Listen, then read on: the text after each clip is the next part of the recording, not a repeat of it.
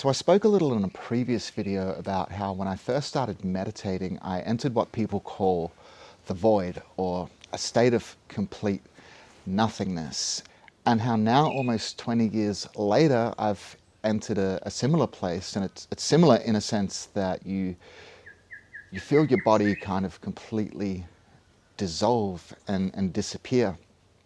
But now, instead of going into a place of complete nothingness, the void, it's a place of everythingness, of just pure, infinite love. It's who we are.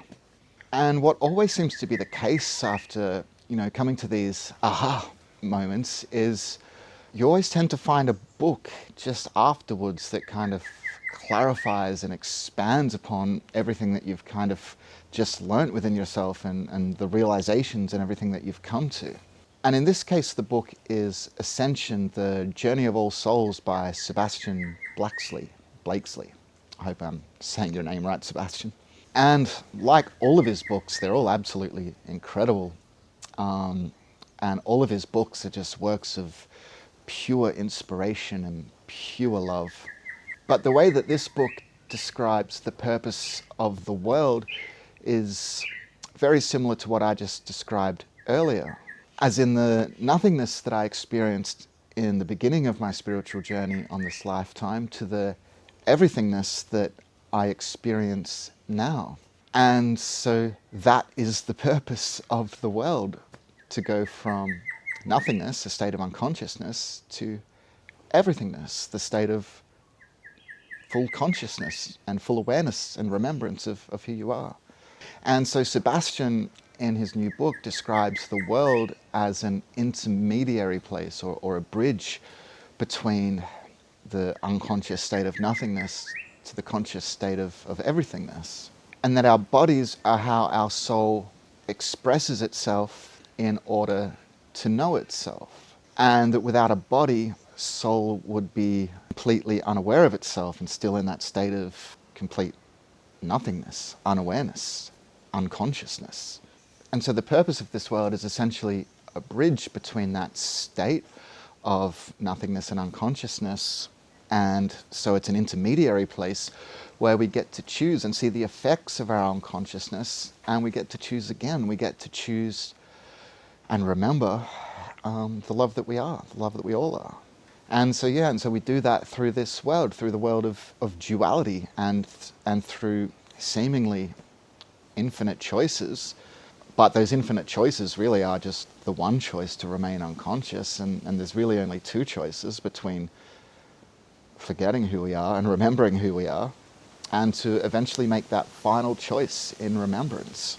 And so if you're anything like me, maybe you've gone through A Course in Miracles and you have faced that fear of annihilation and kind of moved beyond the ego self, but yet you still have a lot of kind of unanswered questions. So the world is obviously illusory and it's obviously a dream, as the Course says. Yet intuitively, I still felt that there was, like a little bit more to the story. But A Course in Miracles really did bring me to the end of the separate mind or the ego. So it absolutely served its purpose beautifully. And it really prepared me for what was to come after. And what came after was a little bit of confusion, actually, because once you do cross that kind of fear of annihilation and you lose that identity as the ego self and the separate self, yet the questions of individuation still kind of linger, and not in an egoic sense, not in that you're trying to hold on to your false self or your separate identity, but the question of the individuation as unique rays of the one sun. Because you know that you are a unique ray of the one sun, and that there are many rays of the one sun, and you obviously know that through your experience. And I'm sure if you've gone through the Course and you've got to the other side of the ego, then you absolutely understand what I'm saying, because you probably had the same questions that I had.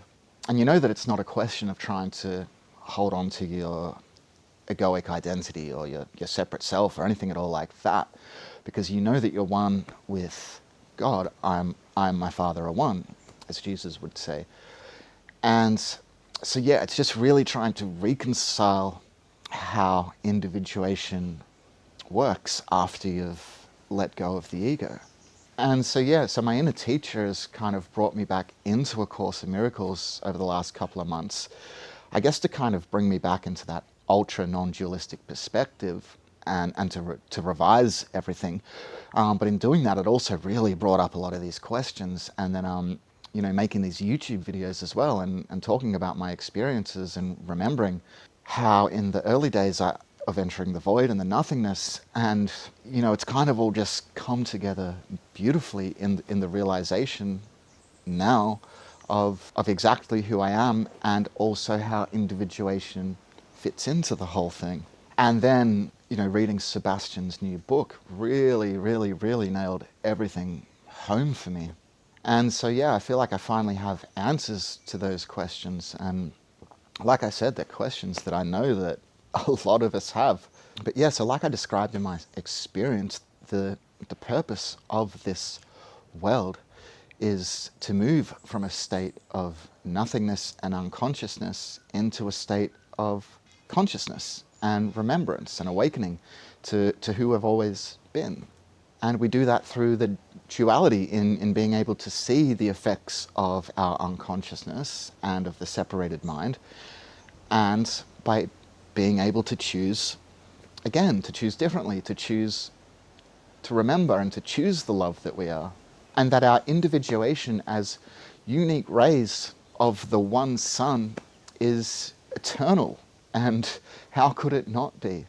Because once you've ended the relationship with the false self, then the relationship with the new self begins. And if you've had that experience of oneness and that experience of everythingness, you realize that the I, which is the same I that identified as the ego self and the separate self, is the same I that just now identifies with the real self. So the I, which is you, which is your unique individuation as a ray of the one sun, doesn't go anywhere. It doesn't disappear. Do you know what I mean? It's like, and that never has gone anywhere and never will disappear. It's just now identifying with reality and is remembering itself in reality instead of in the dream, identifying with the dream. So yeah, the message, I guess, in making this video is just to embrace those questions of individuation and allow your inner teacher to guide you. And not get stuck in thinking that A Course in Miracles is the be-all and end-all, because, you know, it's not. And I mean, how could it be the end of the road when there is no end of the road? We are infinite, ever-expanding beings. There is no end. There's never an end. We're always expanding, always growing, always learning, always becoming more and more and more of who we are, forever, eternally. So yeah, I hope that gave you something to think about, and until next time.